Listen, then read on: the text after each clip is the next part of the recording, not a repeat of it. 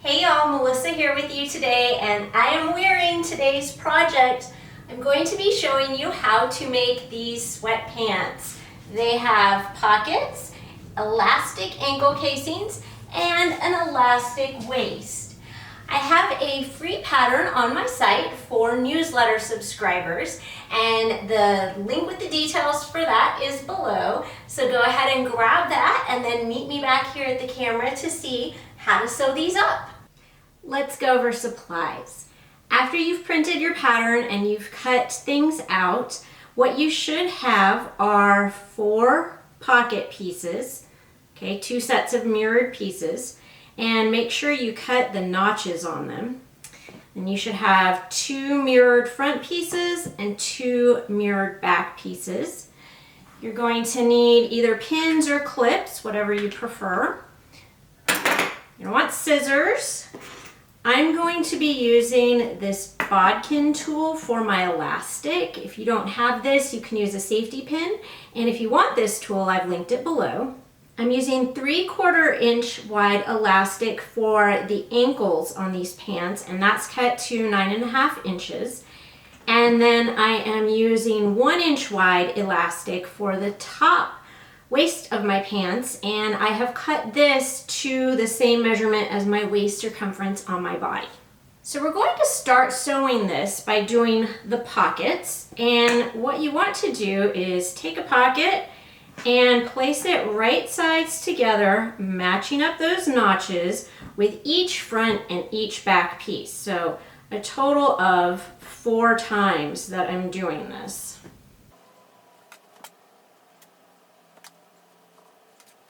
And then you want to stitch each of these from the top to just below the bottom notch. You can pin this if you'd like, or you can just start stitching, and make sure to use a stretch stitch. So I've linked a video with more about stretch stitches below. I'm going to be using the lightning bolt stitch on my machine and a 1/2 inch seam allowance.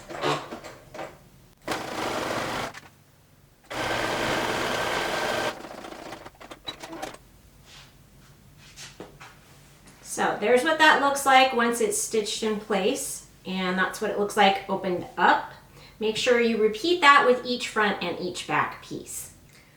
All right, an optional step after you've sewn on the pockets is to do this only on the front pieces of the pants, and you can tell it's the front because it has a less of a crotch curve. The back pieces curve out more. So what I'm going to do here is I'm going to do some optional top stitching, and I'm going to first mark where the center of my notches is. I'm going to do that on the top notch and the bottom notch. And then what I'm going to do is I'm going to take this over to the sewing machine, and again I'm using my lightning bolt stretch stitch, and I'm just going to top stitch that seam allowance down. All this is going to do is add something kind of decorative to the pocket, and it can kind of reinforce that seam as well so that it won't bow out.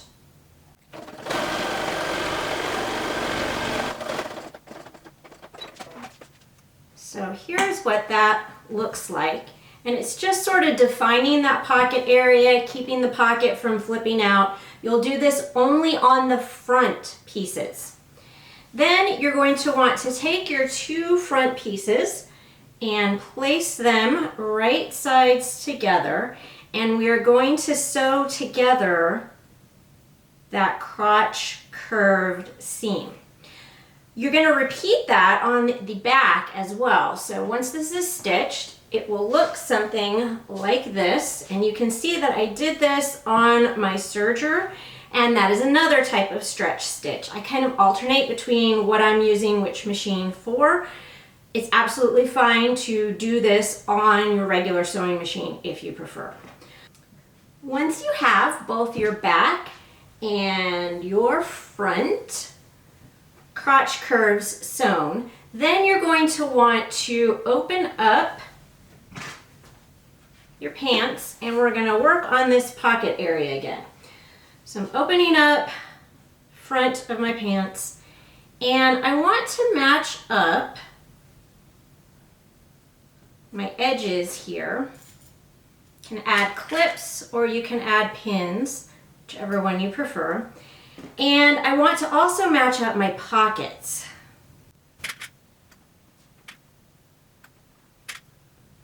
And then below the pockets, I want to match up my side seams. And the reason that we have the notches cut out is actually going to help with this, because I'm going to sew just from where I stopped sewing at the point of that notch all the way down the side seam there.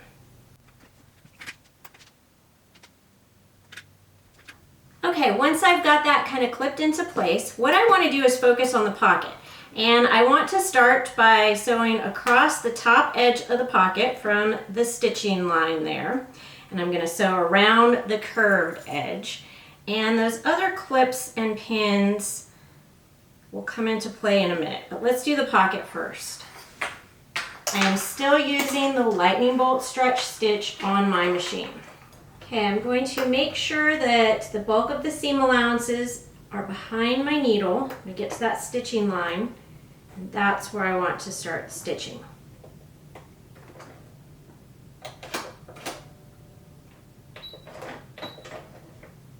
Helps if you thread your needle.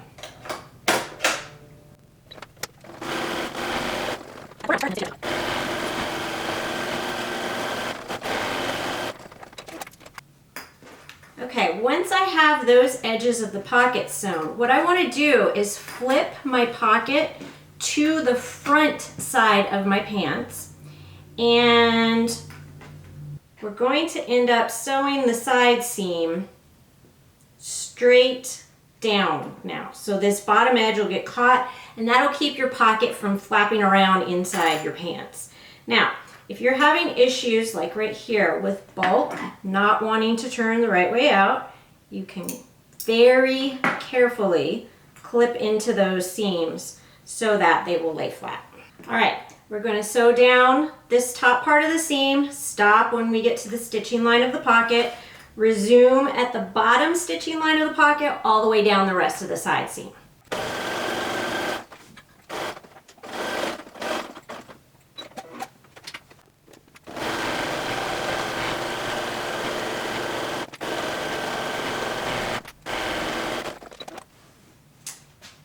Here is what that looks like after I've stitched those seams. And I'm going to add one last thing here. I am going to stitch right across the top of my top stitching line there. I'm going to put a bar tack right there at the top and the bottom of this pocket. So if your machine doesn't have a bar tack stitch, you can also use a narrow zigzag with a very short stitch length to do this.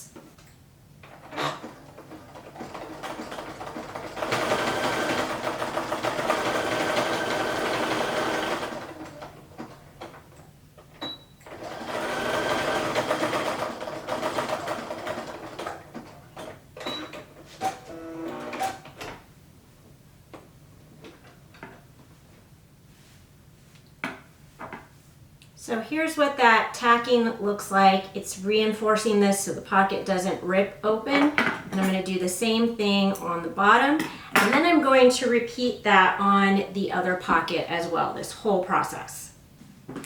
Once you have the pockets on both sides finished, you're going to want to match your front and back crotch seams.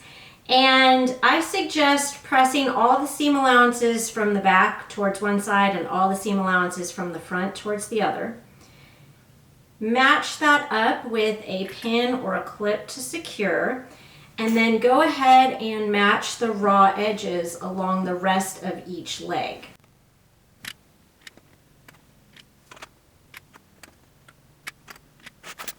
Once you have that matched up, you're going to sew in one very long seam. Up one leg, across the center, down the other leg. All right, y'all, once you have got that inseam sewn, then it's time to work on the waistband casing. And you may notice that I went ahead with my serger and finished off my side seams as well. That's completely personal preference. You don't have to do that, just like you don't have to use a serger for any part of this project, as long as your sewing machine will do some kind of stretch stitch like a zigzag or a lightning bolt stitch.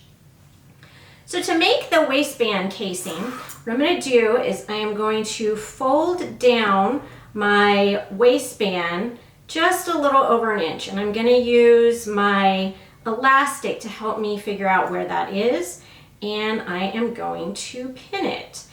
And you'll notice on the pocket area that once I fold it down, it's going to just cover up the top part of the pocket there, and that's going to actually help stitch the pocket in place and keep those pockets from flapping around.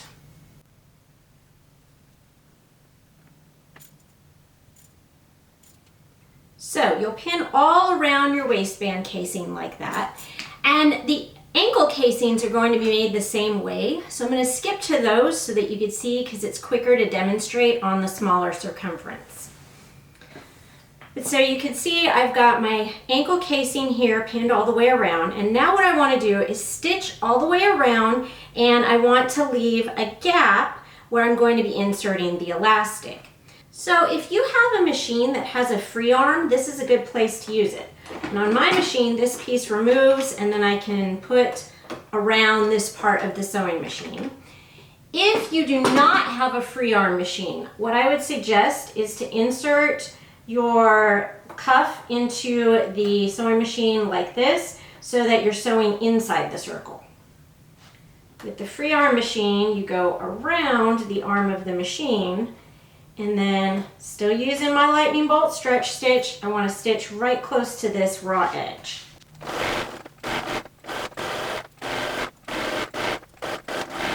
All right, I'm stopping before I get back to where I started to leave a gap. And then what I want to do is I want to take my ankle elastic.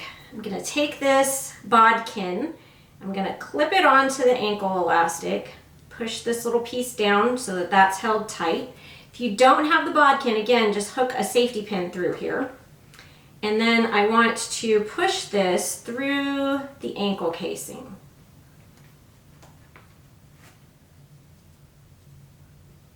As you're pulling it through, make sure that you don't lose the end of your elastic inside your casing. Make sure there's some of it that remains sticking out. It can also be helpful to take that end of your elastic and pin it to your pants, and then it can't get pulled in.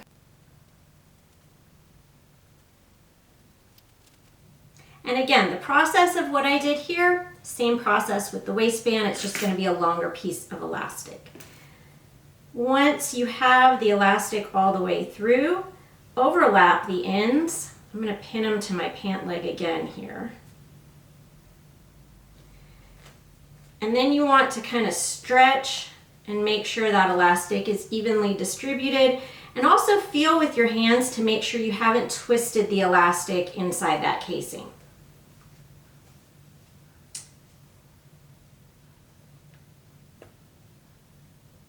Once you're sure of that, go ahead and pull your ends out.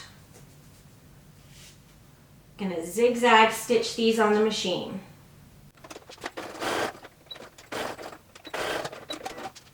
And here's what that looks like zigzag together.